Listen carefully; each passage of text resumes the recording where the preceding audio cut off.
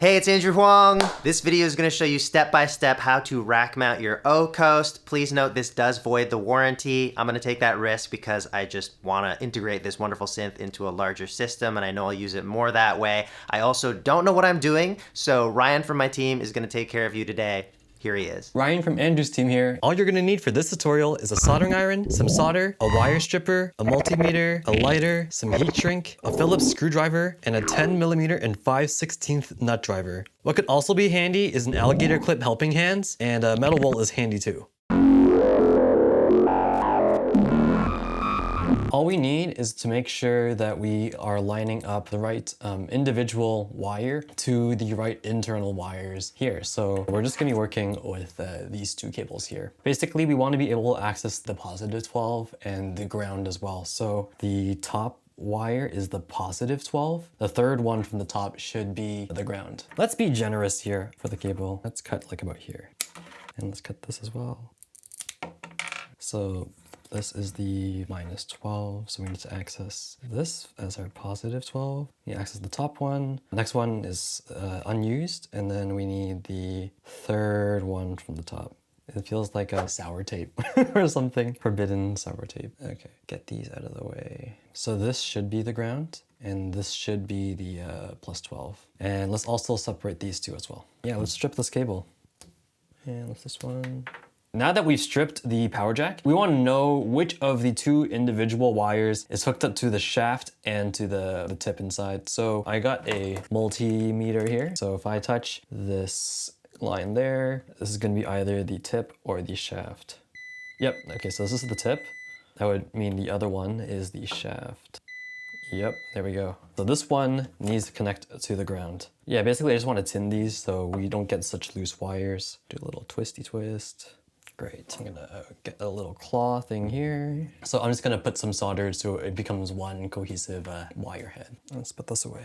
So now our power jack is ready to go. Now let's do the same on our 16 to 10 ribbon. So the 16 is gonna go into the Eurorack power supply, and we wanna make sure we get the connections right on the side. Let's strip this top cable here. Let's do the next one here. So now we've got our ground and we have our 12 volt. Yeah, the plus 12. Let's do the same here and tin the cables again. So now we have to hook up the ground to the shaft and the plus 12 to the inner ring. Let's double check to make sure which one is the ground. So that's a solid connection. So the shaft is this individual wire here. So now that we have identified what cable we need to work with, I'm gonna add some extra installation before we solder to make sure these connections are even more protected. I've got some heat shrink here. I cut up some heat shrink. And we're gonna slip the heat shrink onto the wires. Now we're gonna solder this shaft over to the ground here. Great, let's bring these two together. And basically you want to make sure that they are close enough together and they are making contact. So now that they're there, let's solder this connection. Great, let's clean that head. So now we just have to do the same to the plus 12. But don't forget to put the heat shrink back on before you solder. Otherwise, you'll have to cut it and solder it again. Side by side, and let's solder. Let's move our heat shrink over. And now we just have to get this heat shrink in. Turn off your soldering iron. You don't need that anymore. That is really easy. Just take a lighter and just go over the heat shrink part. Put around.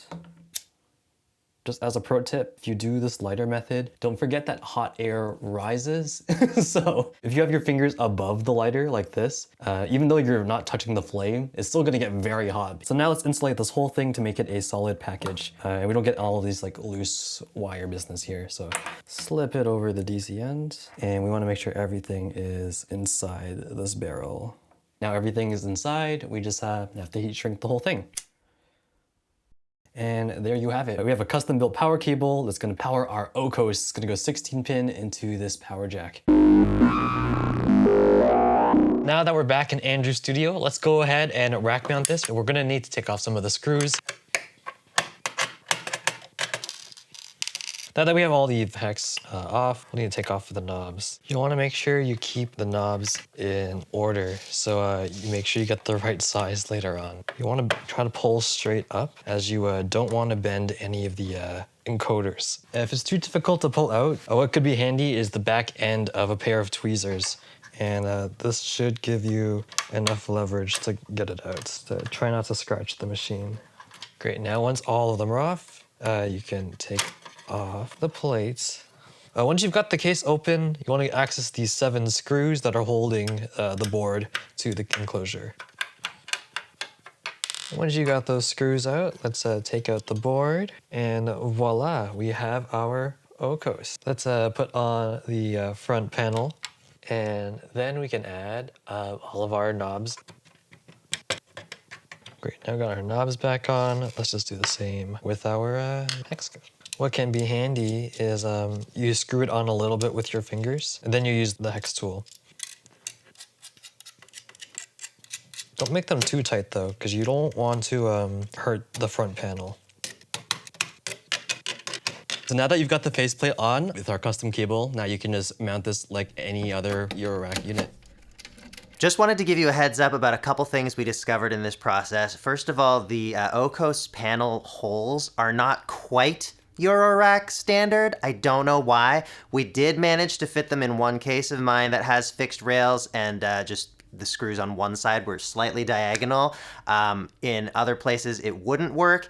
So the only guarantee is if you have a case with sliding nuts. The other thing is that the tip for the power will stick out a bit from the side, so you lose about 6 HP, or maybe it depends, you know, if you have a different connector, but I used the one that came with the O-coast. So you won't be able to install a module directly on the left of the O-coast. Weird design choices for them. I guess, you know, it was really intended as just a tabletop box, even though it's exactly Eurorack height. Still, it's a great synth, and I'm loving it in a larger system.